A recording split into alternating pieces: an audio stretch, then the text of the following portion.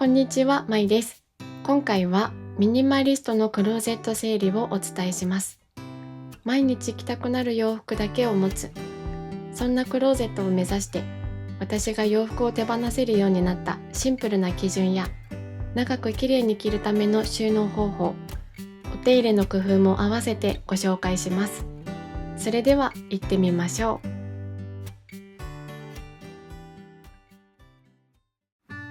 私の洋服を手放す基準は、着ているか着ていないかとてもシンプルです。今着ていないということは、きっとこれから先も着たくならないというサインだと思っています。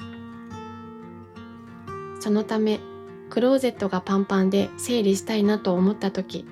着ていないという現実こそが答えなんだと考えています。例えば、こちらのカーキ色の T シャツ。去年の夏はほぼ毎日のように着ていた1枚です。でも、今年はというと、T シャツが活躍する季節の真っ只中にもかかわらず、まだ一度も袖を通していません。今年はすでに新しい夏用のトップスを迎えて、今はこちらを着るようになり、自然と去年の T シャツには手が伸びることがなくなってしまいました。夏のトップスは洗濯の回数が多く、生地も傷みやすいので消耗品と割り切っています。去年たくさん活躍してくれたこのカーキの T シャツは、このタイミングでユニクロの店舗回収ボックスに入れて手放そうと思います。次はこの白いパーカーです。実はこのパーカー、去年の秋冬、夫から借りたまま着続けていた一着です。ゆったりと着られることで、ちょっとしたお出かけにも大活躍していました。ただ、着るたびに気になったのが、フードの立ち上がり部分が顔に当たるたびに小さなストレスを感じていたことでした。こんな小さなことでも違和感ってあるんだなぁと少し驚きましたが、実際に着てみたからこそ気づけたことでもあり、次の洋服選びではその感覚が一つの指標になる気がしています。返そうと思って夫に聞いてみたら、もう着ないよとのことだったので、白いパーカーもユニクロの回収ボックスに入れて手放すことにしました。そしてこちらのロングコートは、去年の秋冬あまり袖を通すことがなかった一着です。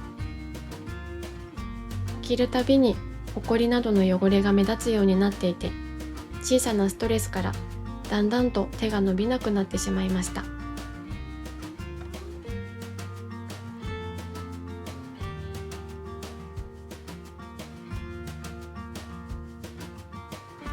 さらにお気に入りのオレンジ色のコートばかりを選んでいたこともあり、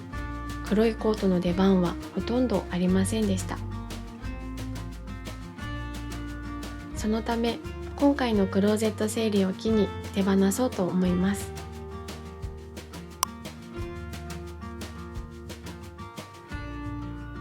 そしてこちらの黒いタイトスカートは、着ていないというよりは、正確にはしばらく着られなかった一着です。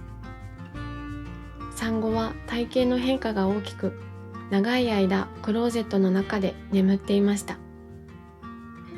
最近になってようやく体型が戻り、履けるようにはなったものの、それでも手が伸びることはありませんでした。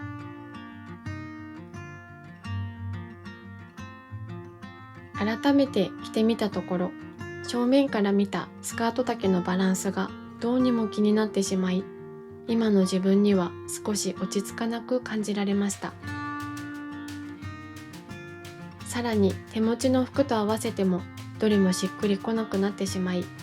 このスカートはもう今の私には合っていないんだなと静かに気づくことができました。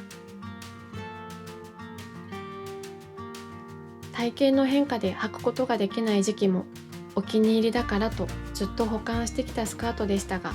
体型が戻ったからといって自然に着たくなるわけではないのだと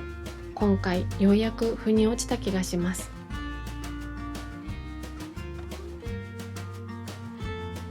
このスカートは誰かに譲ったり、フリマアプリを活用して感謝を込めて手放そうと思います。洋服の整理が一段落したところで、ここからは私の洋服の収納方法とお手入れのちょっとした工夫をご紹介します。私はすべての洋服をハンガーにかけて収納しています。この方法に変えてから畳む手間がなくなり、畳みじわにも悩まされることもなくなりました。ハンガー収納では洋服と洋服の間に数センチほど余裕を持たせるようにしています。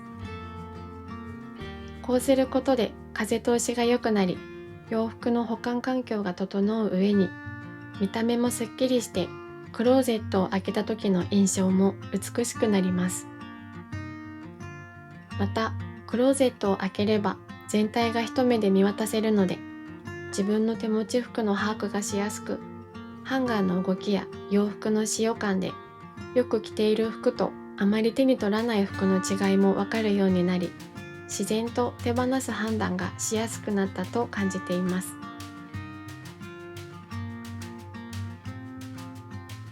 ラックにかけられる分しか収納できないという制限はありますが、タンスを床に置く必要がないことで、クローゼット掃除もしやすくなりました。洋服をたくさん持っていた時は、様々な種類のハンガーを使っていたり、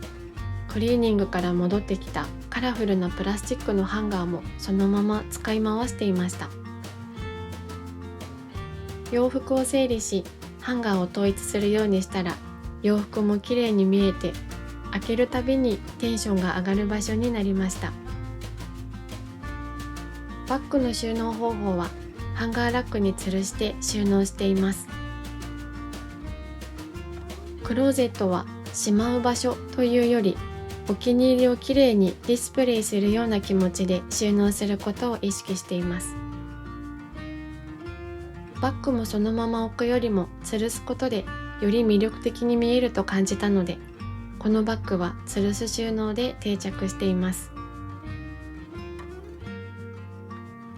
洋服のおトイレではブラシをかけることでより長く綺麗な状態を保てる素材やアイテムがあります。特にウール素材のコートやジャケット、毛足のあるニットはホコリや花粉、繊維くずがつきやすい素材になります。ブラシをかけることで毛並みが整い、毛玉の予防にもなるので、見た目の清潔感がぐんとアップします。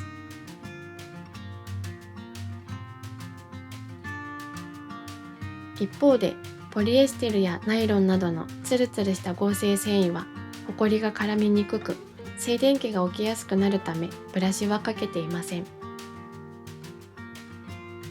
使っているのは無印良品のブナ材洋服ブラシで、少しコシのあるブタ毛ブラシでコートやスーツに適しています。